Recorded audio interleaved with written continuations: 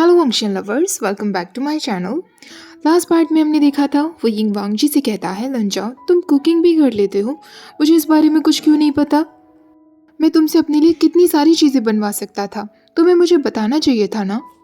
वांगजी उससे कहता है, तुम ऑलरेडी मेरे हाथ की बनी काफ़ी चीज़ें खा चुके हो। वो यिंग शॉक्ड होते हुए कहता है, क्या सच में? वांगजी कहता है, हाँ वो यिंग, वो फूड जो मैं रोज़ रात को तुम्हारे लिए लेकर आता हूँ। वो यिंग कहता है, वो तुम बनाते हो अपने हाथों से? वांगजी हाँ में सिर हिला देता है तो वही कहता है, नो वे लंजा, तुम हर चीज़ में इतने अच्छे कैसे हो? मुझे तो लगता था कि तुम्हारे पास कुछ लोग होंगे जिनसे तुम ये खाना बनवा कर लाते होंगे। अब मैं क्या करूँ लंजा, इतनी टाइम से मैं तुम्हारे हाथों का बना खाना खा रहा हूँ और आज तक तुम्हें कॉम्प्लीमेंट भी नहीं दिया। वांगजी उससे कहता है, वयिंग उसकी कोई ज़रूरत नहीं, तुम ऑलरेडी उसके बदले बहुत कुछ दे चुके हो। वयिंग ब्लश करते हुए कहता है, लंजा तुम भी ना, जो फूड मैंने तुम्हारे लिए बनाया था वो तो उसके कंपैरिजन में कुछ भी नहीं था। ये लाइन सुनकर यानली कहती है, लानर गगा, क्या आशियन आपके लिए फूड बना रहा था? आई होप उसने लैंड सेक्ट की किसी किचन को ना जला दिया हो। वहीं कंप्लेन करते हुए कहता है, शिजिए ऐसा केवल एक बार हुआ है। वांगजी इस बात पर क्यूरियस दिखने लगता है तो वहीं कहता है, नो वे लंजा, तुम इस बारे में शिजिए से बिल्कुल नहीं पूछोगे। अब वो एम्बैरस फील करते हुए कहता है, तुम मेरे लिए इतना अच्छा फूड बना कर ला रहे थे, उसके बदले में मैंने तुम्हें टेस्टलेस से राइस केक खिला दिए। अब मुझे और भी ज़्यादा एम्बैरसिंग फील हो रहा है लंजा। वांगजी उससे कहता है, वो राइस केक्स बहुत टेस्टी थे, उससे ज़्यादा टेस्टी आज तक मैंने नहीं खाए हैं। वहीं के चीक्स पूरे रेड हो जाते हैं और वो वांगजी से कहता है, मैंने कितनी बार कहा है लंजा, इस तरीके का कुछ भी कहने से पहले मुझे वार्निंग दिया करो। यानली उन दोनों की बातों पर हंसने लगती है और जेंगशा हमेशा की तरह एनोइंग फेस बना रहा था।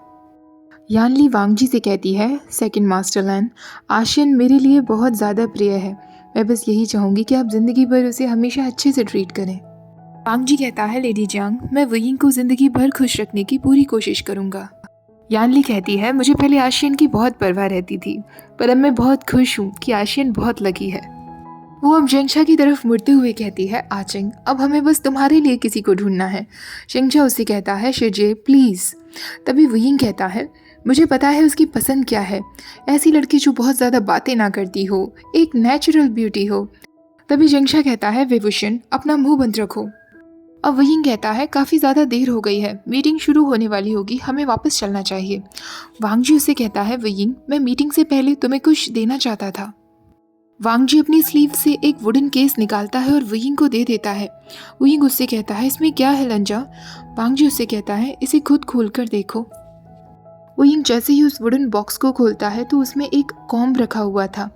वांगजी उससे कहता है कि मेरी मदर का कॉम्ब था, मैंने अंकल से इसे मुझे देने के लिए कहा जिससे मैं ये तुम्हें दे सकूं। वयिंग इमोशनल फील करने लगता है और वांगजी से कहता है, थैंक यू सो मच लंजा।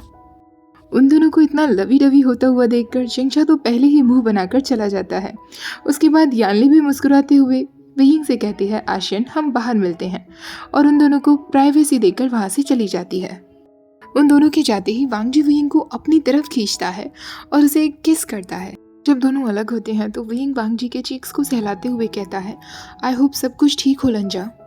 वांगजी वयिंग के लिप्स पर एक और शॉर्ट किस करते हुए कहता है, सब कुछ ठीक होगा वयिंग, तुम परवाह मत करो।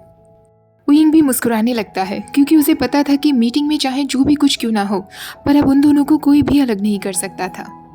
इस बार हॉल में जांग फैमिली और लैन फैमिली के अलावा लैन चिंगझाओ भी वहाँ मौजूद थी। चिरैन एक बार फिर सबके सामने वयिंग और वांगजी की शादी को लेकर जांग सेक्ट के लिए प्रस्ताव रखता है। मैडम यू कहती है, लैन सेक्ट को विभूषण से क्या फ़ायदा हो सकता है जो वो अपने सेकंड मास्टर लैन की शादी इसके साथ करवाना चाहते हैं। ये बस एक सर्वेंट का बेटा है और कुछ नहीं। वयिंग मन में सोच रहा था, ऐसा पहली बार है जो मैडम यू ने इतनी पोलाइटली वे में उसे इंसल्ट किया है, वरना वो उसे और भी ज़्यादा बुरा सुना चुकी हैं। वांगजी का चेहरा गुस्से से लाल हो गया था, पर चिरैन ने इशारे में उसे शांत रहने के लिए कहा था। चिरैन मैडम यू और जांग फेंगम्यान को बता देता है कि वो इस रिश्ते के लिए इसलिए आगे बढ़ना चाहते हैं क्योंकि वांगजी और विभूषण एक दूसरे से प्यार करते हैं। ये सुनकर जांग फेंगम्यान वयिंग से कहता है, विभूषण तुम्हें मुझे इस बारे में पर्सनली बताना चाहिए था, तुमने मुझे अब तक क्यों नहीं बताया? वयिंग कहता है, मुझे माफ़ कर दीजिए अंकल, मुझे लगा था कि आप सेक्ट अफेयर्स में बिजी होंगे, इसलिए मैंने आपको डिस्टर्ब करना ज़रूरी नहीं समझा। जांग फेंगम्यान कहता है, किसी भी नतीजे पर पहुंचने से पहले मैं एक बार अकेले में विभूषण से बात करना चाहूँगा। चिरेन कहता है हाँ बिल्कुल आप बात कर सकते हैं। वुयिंग और जांग फेंगम्यान बाहर ग्राउंड की तरफ आ जाते हैं। जांग फेंगम्यान वुयिंग से कहता है विभूषण ये किस तरीके का मजाक है। वुयिंग कहता है अंकल क्या मतलब है आपका, क्या आपको ये सब मजाक लगता है। जांग फेंगम्यान कहता है क्योंकि मुझे समझ नहीं आ रहा, मैं इमेजिन भी नहीं कर सकता तुम ऐसे इंसान से कैसे शादी करने के लिए तैयार हो जो इतना ज़्यादा कठोर है। तुम दोनों एक दूसरे से बिल्कुल डिफरेंट हो आशियन। वुयिंग कहता है अंकल लंजा ऐसा नहीं है जैसा आप सोच रहे हैं, वो बाकी लोगों के साथ अलग है पर वो मेरे साथ बिल्कुल अलग है और वो मुझसे प्यार भी करता है। जांग फेंगम्यान कहता है आशियन क्या तुम श्योर हो कि तुम जिंदगी भर के लिए क्लाउडसिस में रहना चाहते हो और तुम्हें अपने इस डिसीजन पर रिग्रेट नहीं होगा। वुयिंग कहता है अंकल इतना श्योर तो मैं अपनी ज़िंदगी में कभी भी नहीं था। मैं लंजा से प्यार करता हूँ और उसके बिना नहीं रह पाऊँगा। अगर मैंने ये चांस नहीं लिया तब मुझे ज़्यादा रिग्रेट होगा। जांग फेंगम्यान कहता है ठीक है आशियन, अगर तुम अपना मन बना ही चुके हो तो मैं तुम्हें नहीं रोकूंगा, तुम मुझसे शादी कर सकते हो। पर मैं तुम्हें कुछ और भी बताना चाहता हूँ विभूषण, जो शायद अपनी शादी से पहले तुम्हें पता होना चाहिए। जांग फेंगम्यान अंदर जाकर कह देता है कि उसे लांग वांगजी और विभूषण की एंगेजमेंट से कोई प्रॉब्लम नहीं है और वो लोग तैयार हैं। सब लोग बहुत खुश होते हैं। चिरेन कहता है जब जांग सेक्ट को अब कोई प्रॉब्लम नहीं है तो क्या हम एंगेजमेंट के लिए ऑफिशियल ऑफर रख सकते हैं। जांग फेंगम्यान हाँ में सिर हिला देता है। हालांकि मैडम यू अभी भी काफ़ी इरिटेटेड फील कर रही थी। उसके बाद वो लोग ऑफिशियल ऑफर की तैयारी में लग जाते हैं।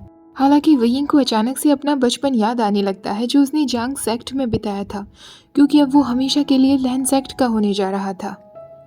जैसे ही जांग फेंगम्यान डॉक्यूमेंट्स पर अपनी सील लगाता है, वुयिंग को पता था कि अब वो जांग सेक्ट का एक ऑफिशियल डिसिपल नहीं रह गया है और उसे वो सारी बातें भी याद आने लगती हैं जो जांग फेंगम्यान ने अकेले में उससे कही थी, जिन्हें सोच सोचकर वुयिंग को बहुत ज़्यादा इमोशनल और बिट्रेड फील हो रहा था। वो हॉल से बाहर की तरफ जाने लगता है। वांगजी उसका नाम लेता है वुयिंग, पर वुयिंग कुछ नहीं सुनता और सीधे चलता जाता है। वांगजी उसे फॉलो करता है और उससे कहता है वुयिंग प्लीज़ मेरी तरफ देखो, क्या हुआ, कुछ गलत हुआ है क्या। तभी वुयिंग को फील होता है कि उसकी आंखों से आंसू बह रहे थे, उसे ब्लरी दिख रहा था। वो कैसे भी खुद को कंट्रोल करते हुए वांगजी की तरफ देखता है। वांगजी जब देखता है कि वुयिंग की आंखों में आंसू हैं, वो उससे कहता है क्या हुआ वुयिंग, क्या अंदर जो भी कुछ हुआ उस बात का तुम्हें रिग्रेट हो रहा है। वुयिंग उससे कहता है बिल्कुल नहीं लंजा, मुझे रिग्रेट क्यों होगा, मैं यही तो चाहता था, मैं तुम्हारे साथ रहना चाहता हूँ हमेशा। पर मुझे नहीं पता मेरे आंसू रुक ही नहीं रहे। वुयिंग रोए ही जा रहा था। तभी उसे फील होता है कि वांगजी ने उसे हक कर लिया था। वांगजी उसके बैग को सहलाते हुए कह रहा था प्लीज़ रोना बंद करो वुयिंग।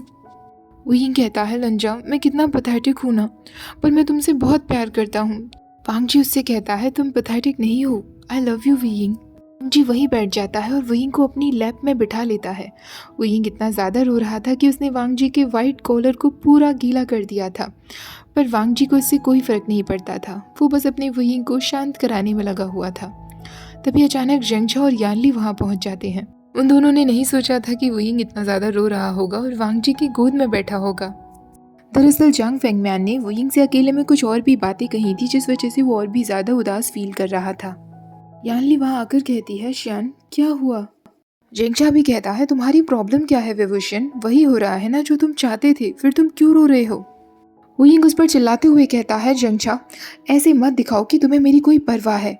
यानली कहती है आशियन क्या हुआ, तुम इस तरह क्यों बात कर रहे हो, ये तुम भी जानते हो कि आचिंग तुमसे प्यार करता है। क्या फादर ने तुमसे कुछ कहा जिस बात का तुम्हें बहुत बुरा लग रहा है। वुयिंग कहता है फिर आप क्या चाहती हैं शिजे, कि मैं बस मुस्कुराता रहूं और किसी भी बात पर कंप्लेन ना करूं। अचानक यानली की आंखों में आंसू आ जाते हैं तो वुयिंग कहता है सॉरी शिजे, प्लीज़ मुझसे नाराज़ मत होना, आई एम सॉरी। यानली कहती है आशियन प्लीज़ मुझे बताओ कि तुम ये सब बातें क्यों कर रहे हो।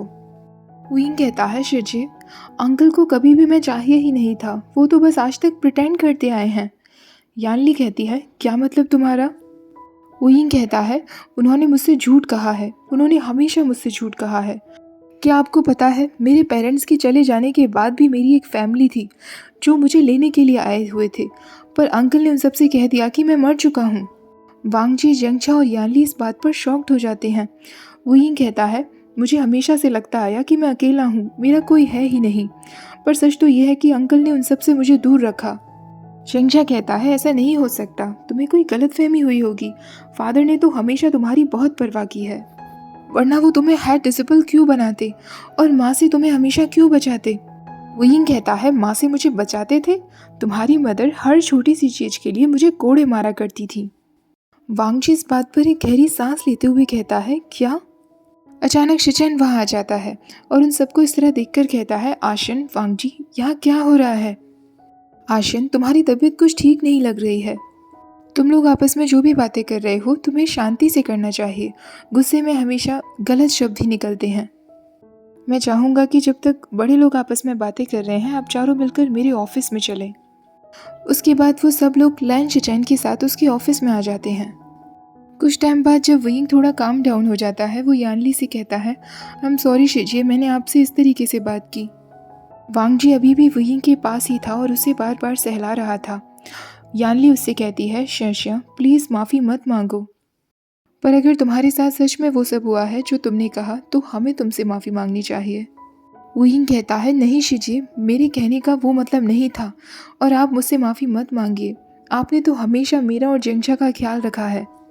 यानली कहती है, शायद ये अच्छा ही है जो फाइनली तुमने कंप्लेन किया शिन। किसने सोचा था कि आज तक फादर ने ही तुम्हारे साथ गलत किया है। तुमने कहा कि तुम्हारी एक फैमिली थी, क्या तुम मुझे उनके बारे में बताना चाहोगे? वुयिंग कहता है, मुझे भी नहीं पता। अंकल ने मुझे बताया कि लोटस कोव के आसपास वो कहीं रहते थे और मुझे पता भी नहीं कि वो लोग एग्जिस्ट करते भी हैं या नहीं। क्या पता वो लोग अब शांति से रह रहे होंगे और हमें उन्हें अब डिस्टर्ब नहीं करना चाहिए। यानली कहती है, आशियन, अगर तुम्हारे पेरेंट्स के जाने के बाद वो तुम्हारे बारे में पूछने के लिए आए थे तो निश्चित ही वो तुम्हारा इंतज़ार कर रहे होंगे। कैसा रहेगा कि लोटस को वापस जाकर मैं तुम्हारी फैमिली के बारे में पता लगाऊं। हमें जैसे ही कोई क्लू मिलेगा हम तुम्हें बता देंगे आशियन, और फिर तुम डिसाइड कर लेना कि तुम्हें क्या करना है। क्या तुम मुझे बताओगे कि तुम्हें उनके बारे में क्या क्या पता है? वुयिंग कहता है, अंकल ने मुझे बताया कि वो 2 वुमेन और एक यंग मैन थे।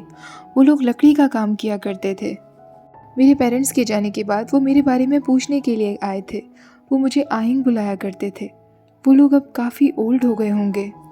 यानली कहती है, मैं अपनी पूरी कोशिश करूंगी उन लोगों के बारे में पता लगाने की। वुयिंग कहता है, शिजी, मुझे बहुत खुशी होगी अगर आप इस मैटर में कुछ भी करने की कोशिश करेंगी तो, पर प्लीज़ आप खुद को फोर्स मत करना, ये आपकी रिस्पॉन्सिबिलिटी नहीं है।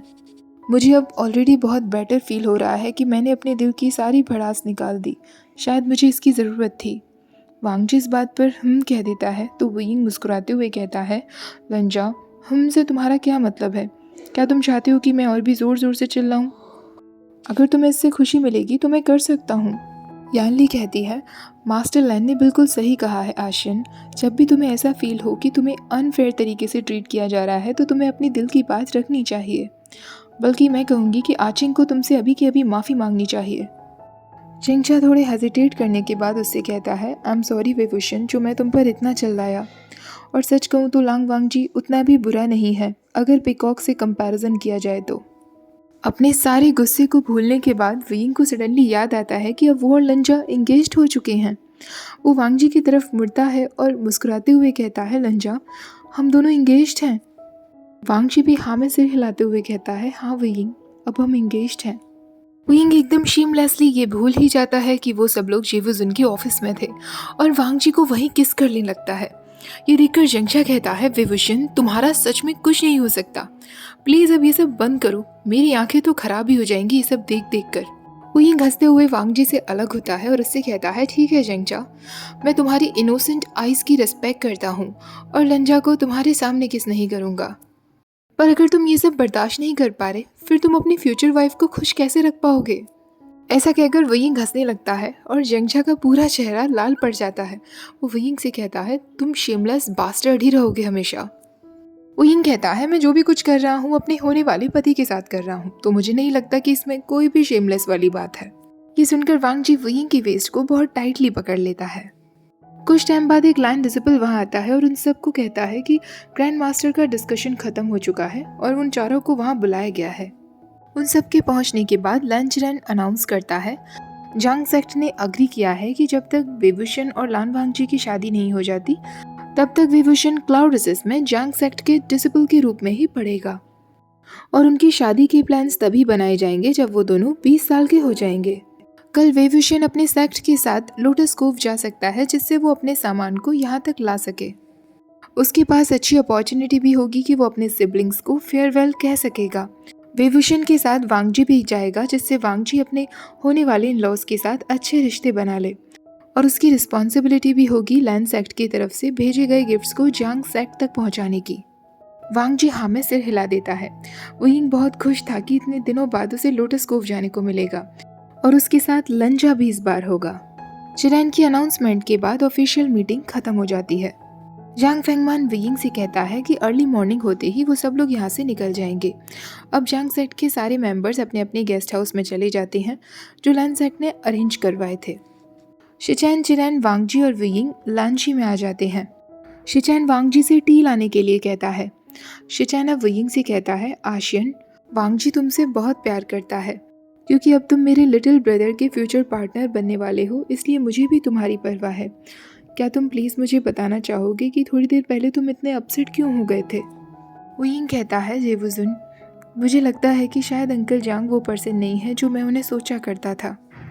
ओके गाइज, आज का पार्ट मैं यही ख़त्म करती हूँ। तो इस फैन फिक्शन में एक नया ट्विस्ट आ गया है। लेट्स सी वुयिंग की फैमिली मिलने वाली है या नहीं, और क्या जांग फेंगमैन सच में वैसा है जैसा वुयिंग सोच रहा है।